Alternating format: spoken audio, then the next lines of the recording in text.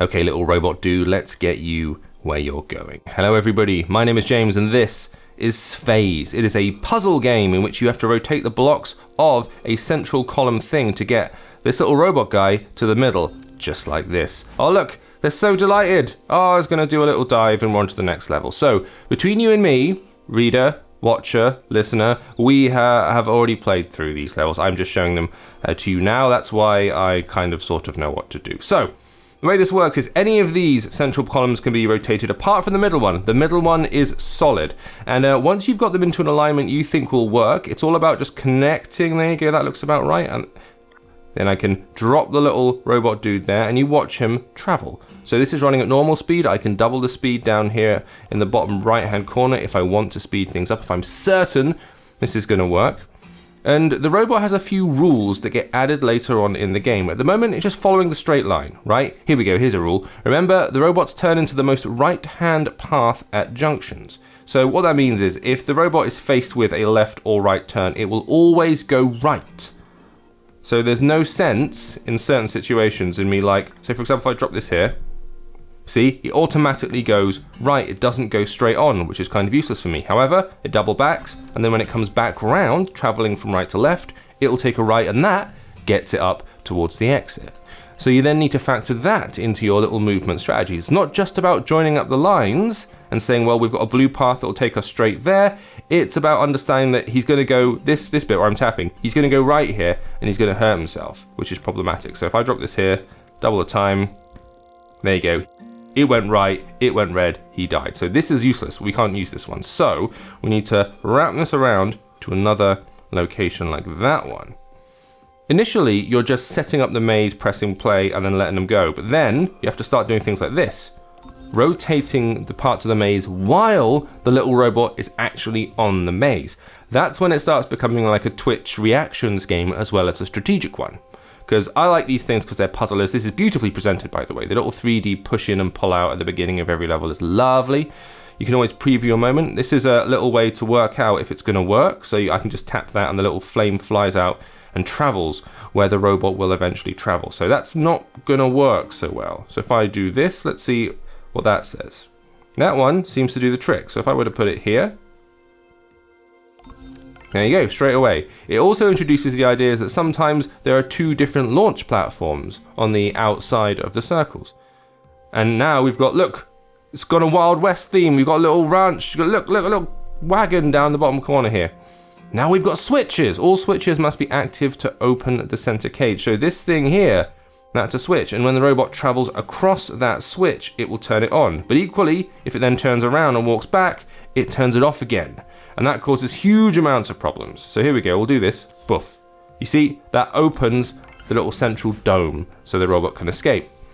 Now we're going to see a level where there are multiple switches and you start walking backwards and forwards across them and like, oh no, this is massively problematic. And there are two robots. And you can see there's a place here for a third one at the side.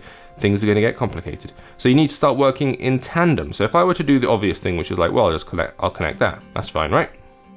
Put that here. He'll turn right, which means he'll go over here. That opens it up, but then he walks back, he turns right, and he's closed it on himself. He's screwed it up. So, let's try and sort this out.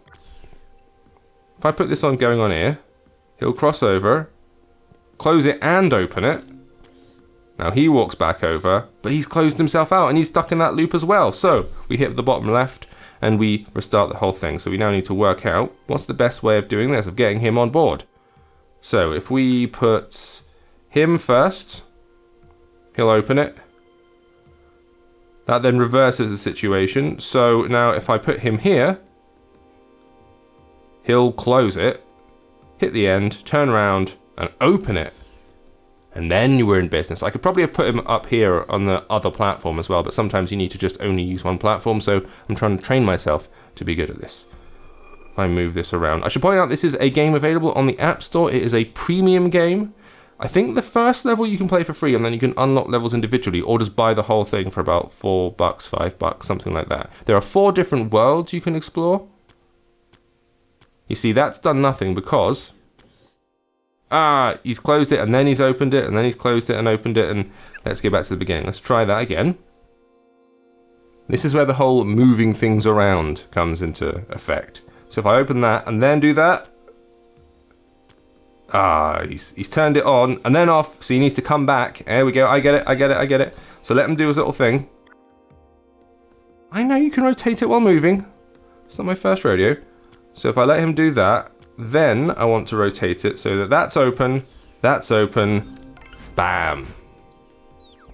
All the other levels have different themes. So I think there's about 15, 16 stages in each level. And then there are 4 different levels. And then they've got some more sci-fi one. One of them looks like you're on Mars instead of whatever this space cowboys and Indians thing is. We've got something else here. We've got a switch that's open and a switch that's closed. And this is the bit where my brain breaks, isn't it? This is the bit where I get extremely confused. Hang on a minute. Let's pause just for a second here and see what we're dealing with. If I hit this, obviously that's going nowhere, but I need to get him out on the farm. So he needs to close that one, then open that one. Then I need him to... That's good. They're both closed now. That's useless. Useless! Turn around, walk back where you went. Go back here. Open a thing up.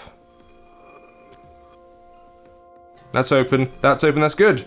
Now get on here. Yes, that's good. Now turn... turn right. Oh, here. Yeah! See, this is a nice thing for me because strategic games which are purely turn-based, they're obviously interesting and they behave in their own specific way, and you might prefer that kind of thing.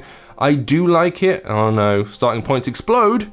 I do like it when there's a little bit of real-time stuff thrown in as well, and so having to rely on a performance, if you like, an actual right, I gotta do this, then this at the right time, like it's a kind of real-time game, as well as doing strategic planning before you start. That is where my bag is. See, the moment I do that now, insta-death.